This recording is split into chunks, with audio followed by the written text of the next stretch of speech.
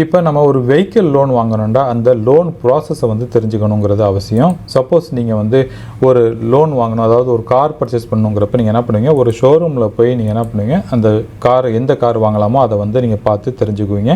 அதுலேருந்து அந்த நிறுவனத்துலேருந்து அந்த கார் ஷோரூம்லேருந்து நீங்கள் என்ன பண்ணுவீங்க, ஒரு கொட்டேஷன் நீங்கள் வாங்கிட்டு வருவீங்க.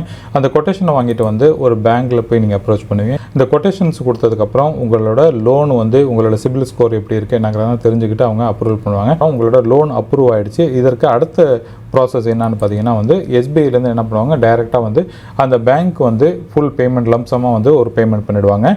நீங்கள் வந்து கார் வாங்குறதோட வேல்யூவில் ஒரு 10% வந்து நீங்கள் செலுத்த வேண்டியிருக்கும். அப்போ தான் வந்து ஏன் அந்த மாதிரி ஒரு 10% உங்கள்கிட்ட வாங்குறாங்கன்னு பார்த்தீங்கன்னா, காரை வந்து ஒரு ஷோரூம்லேருந்து இறங்கிடுச்சுனாலே வந்து கார் எல்லாம் வந்து ஒரு டிப்ரிஷியேட்டிங் அசெட் அப்படிங்கிறதுனால அதோட வேல்யூ குறைஞ்சிரும்.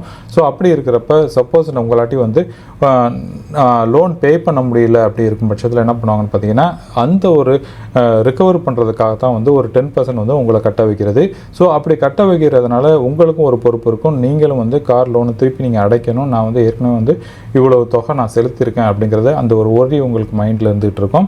ஸோ உங்களை ஒரு பொறுப்பாளியாக வச்சுருக்கணும் அப்படிங்கிறதுக்காக தான் வந்து உங்களுக்கு ஃபர்ஸ்ட் பேமெண்ட் உங்களை பண்ண சொல்கிறது.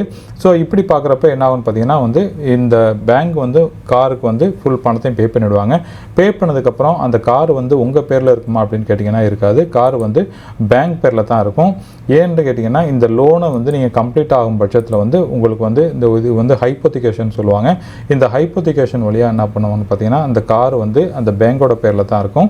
ஒன்ஸ் நீங்கள் இஎம்ஐ செலுத்தி உங்களோட அந்த பேமெண்ட் டேர்ம் நீங்கள் பூர்த்தி செய்யும் பட்சத்தில் வந்து இந்த காரை வந்து திருப்பி உங்கள் பேரில் வந்து ரெஜிஸ்டர் பண்ணி கொடுப்பாங்க. இதுதான் ப்ராசஸ். இது வந்து எந்த கார் நீங்கள் வாங்குறதா இருந்தாலும் சரி இதே மாதிரி தான் உங்களுக்கு நடக்கும்.